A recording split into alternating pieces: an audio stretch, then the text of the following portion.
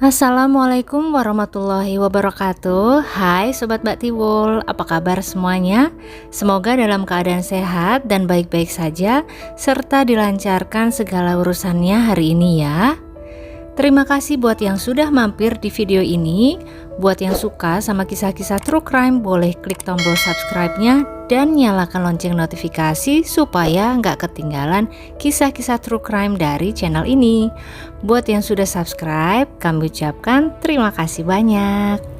Disclaimer dulu ya guys, kisah-kisah true crime yang diangkat di channel ini bukan untuk ditiru, tetapi untuk peringatan ke diri sendiri supaya kita semua bisa lebih berhati-hati dan waspada dalam menjalani kehidupan. Oh iya, untuk jadwal tayang video di channel ini insya Allah setiap hari Selasa, Kamis, dan Sabtu jam 5 sore ke atas ya guys. Hubungan yang paling susah untuk diakhiri ternyata bukanlah hubungan di antara dua orang yang saling menyayangi dan mencintai, melainkan hubungan di antara dua orang yang dimana salah satunya terlampau posesif. Seperti pada kisah sejoli dari Bogor bernama Ulan dan Alung ini. 11 bulan menjalin kisah asmara namun berakhir bencana. Siapa yang menjadi korban dari hubungan yang tidak sehat ini dan bagaimana kisah selengkapnya? Simak terus video ini sampai akhir ya guys.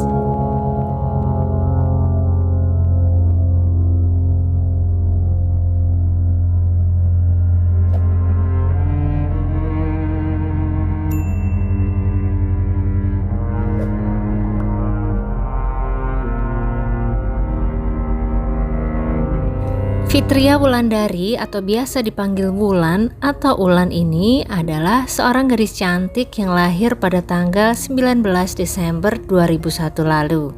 Dia merupakan anak pertama dari 4 bersaudara dari pasangan Bapak Iwan Kurniawan dan Ibu Trisna Marliani. Ulan merupakan satu-satunya anak perempuan di keluarganya, maka dari itu dia menjadi anak kesayangan sang ayah. Adiknya yang paling kecil masih berusia 3 tahun. Ulan dikenal sebagai gadis yang baik, supel, dan jarang keluar rumah. Lebih sering menghabiskan waktunya di dalam rumah. Mereka sekeluarga tinggal di Kampung Batu Tapak RT 6 RW 3 Kelurahan Pasir Jaya, Kecamatan Bogor Barat, Kota Bogor. Keluarga Ulan merupakan keluarga sederhana. Sang ayah bekerja serabutan dan salah satu profesinya adalah sebagai penjaga parkir di sebuah ruko di Jalan Dr. Semeru Bogor. Sedangkan sang ibu bekerja sebagai buruh cuci. Fitria sendiri atau Ulan di usianya yang ke-21 tahun ini juga sudah bekerja. Dia pernah bekerja sebagai karyawan di sebuah restoran Jepang terkenal di salah satu pusat perbelanjaan di Bogor. Setelah itu Ulan bekerja di sebuah tempat karaoke, tempat dia bertemu dengan kekasihnya sekarang yang bernama Alung, seorang penjaga parkir di tempat karaoke itu berada. Alung adalah nama panggilan dari Rahmat Agil Septiansyah, seorang pemuda yang lumayan ganteng dengan postur tinggi langsing bak model peragaan busana, dengan kulit wajah, tangan, dan kaki yang penuh dengan gambar-gambar. Rupanya menjadi daya tarik tersendiri bagi Alung di mata Ulan. Alung bertempat tinggal di daerah Ledengsari, Kelurahan Kebon Kelapa, Kecamatan Bogor Tengah, Kota Bogor. Ulan dan Alung resmi berpacaran sejak awal tahun 2023. Ulan pun kemudian mengenalkan Alung kepada Pak Iwan, ayahnya. Menurut Pak Iwan, Alung adalah seorang pemuda yang sopan, terlihat baik, dan sayang sama adik-adik Ulan. Setiap datang ke rumah, Alung tidak lupa mencium tangan Pak Iwan dan beberapa kali membelikan jajanan untuk adik-adik Ulan. Mereka berdua lebih sering pacaran di rumah daripada keluar rumah.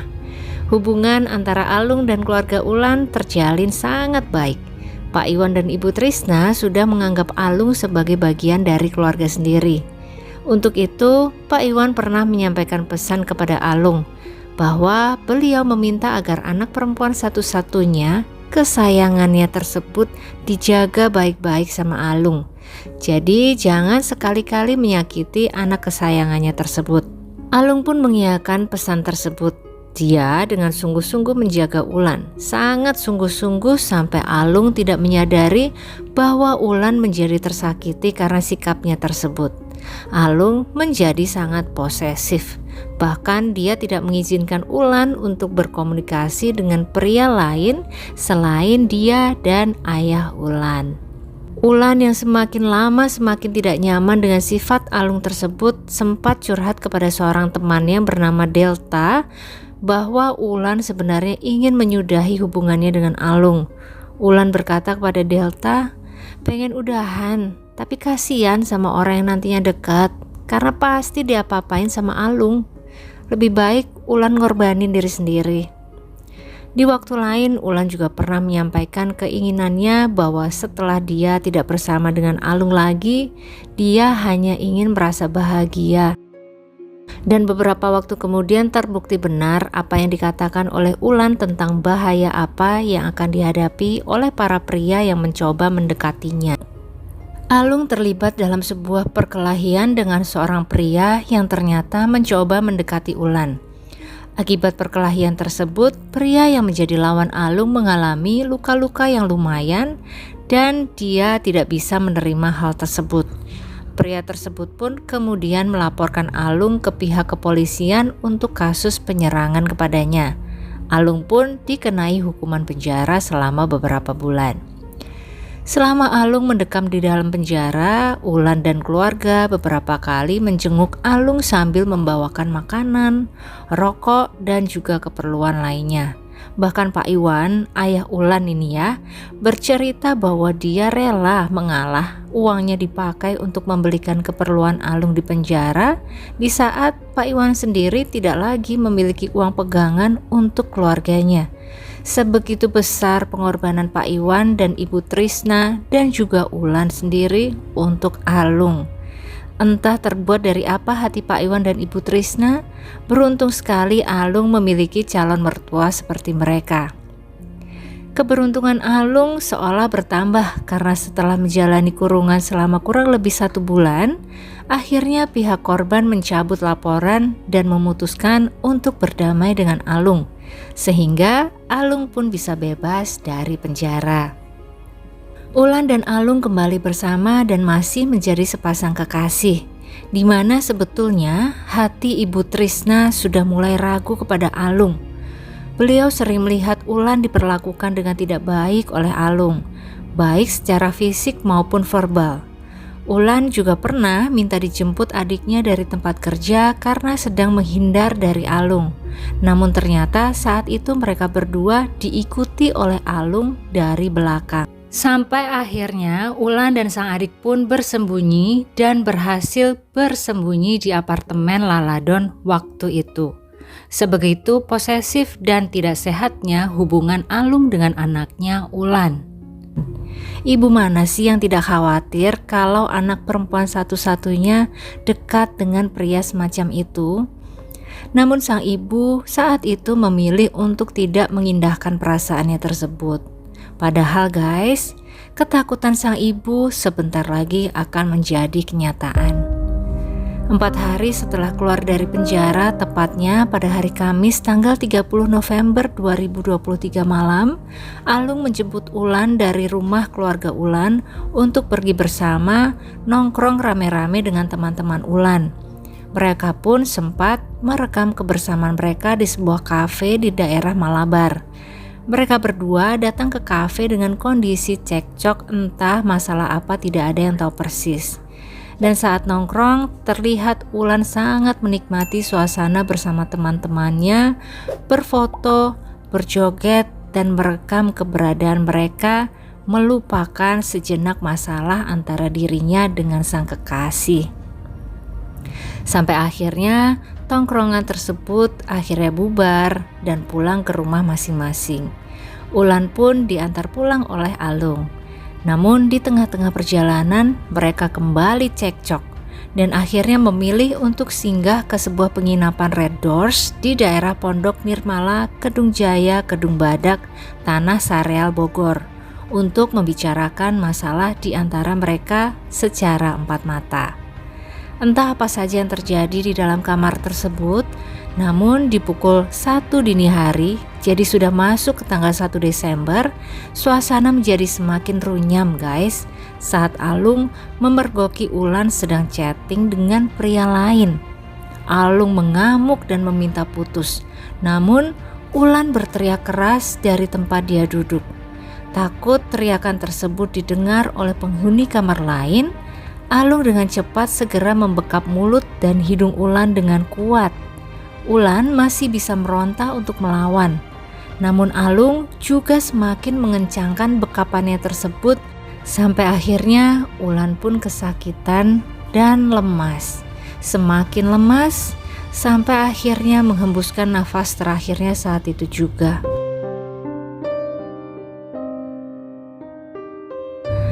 Melihat sang kekasih yang sudah tidak berdaya, entah saat itu Alung sudah sadar atau belum jika sang kekasih sudah tiada, Alung kemudian menidurkan tubuh Ulan di kasur tepat di sampingnya, dan kemudian Alung juga ikut tertidur di samping tubuh Ulan. Selang 3 jam kemudian menjelang subuh, Alung terbangun dan menyadari bahwa Ulan sudah tidak bernafas. Badannya sudah sangat dingin.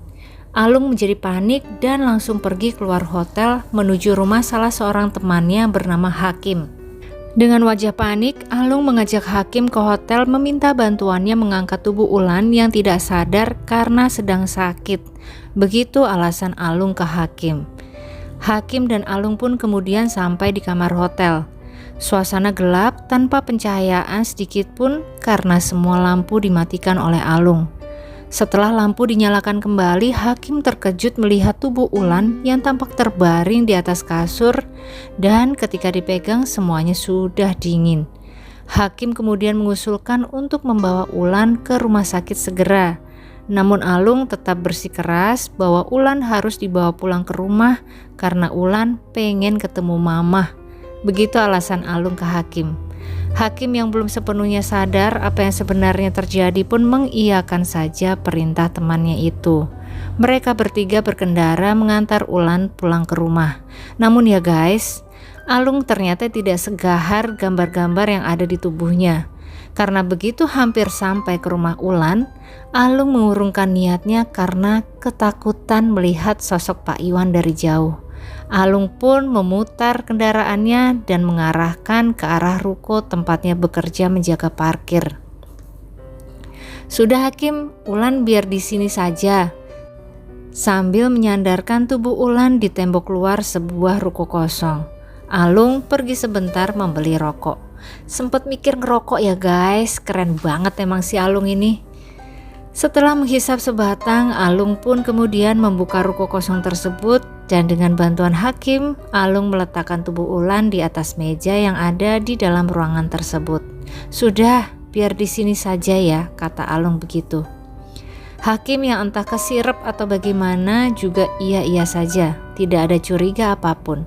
Mereka berdua kemudian pulang ke rumah masing-masing meninggalkan si cantik Ulan sendiri di dalam ruko kosong tersebut.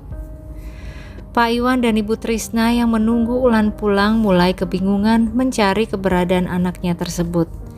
Selain keluarga, sahabat Ulan yang bernama Tiara juga mencari keberadaan Ulan. Tiara mengirim pesan WA ke Alung menanyakan keberadaan sahabatnya tersebut. Alung mengaku bahwa setelah dari kafe, Alung sudah menurunkan Ulan di depan rumahnya, dan setelah itu dia tidak tahu lagi kemana Ulan pergi. Alung bahkan mengaku bahwa dia telah mencari-cari kekasihnya tersebut sambil menangis di atas motor mengkhawatirkan keadaan Ulan. Drama banget ya Mas Alung ini ya. Kepada keluarga Ulan, si Alung ini menyampaikan bahwa baru saja Ulan mengirim kabar melalui DM Instagram. Bahkan Alung men-screenshot chatting dalam IG-nya dengan Ulan dan mengirimkannya ke Pak Iwan. WA-nya mati tapi IG-nya aktif Pak. Begitu kata Alung kepada Pak Iwan. Padahal mah yang pegang HP Ulan juga si Alung sendiri. Kemudian pura-pura mengirim pesan dari HP Ulan ke HP-nya sendiri lalu di screenshot. Drama lagi nih Alung. Keesokan harinya, tepatnya Sabtu tanggal 2 Desember, Alung bekerja menjaga parkiran di ruko yang sama dengan Pak Iwan bekerja menjaga parkiran juga. Dan lokasi ruko yang sama dengan tempat Alung meninggalkan tubuh kekasihnya. Di siang itu Alung masih sempat bercanda dengan Pak Iwan, sedangkan Pak Iwan masih saja mencari keberadaan anak kesayangannya. Sedih hati Pak Iwan karena Ulan belum juga ada kabar. Melihat Pak Iwan yang bersedih, Alung sedikit merasa bersalah saat itu. Sore hari setelah selesai bekerja, mereka pun pulang ke rumah masing-masing.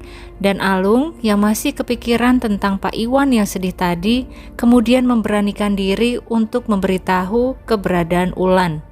Alung pun kemudian menelpon Pak Iwan dan memintanya untuk bertemu di ruko.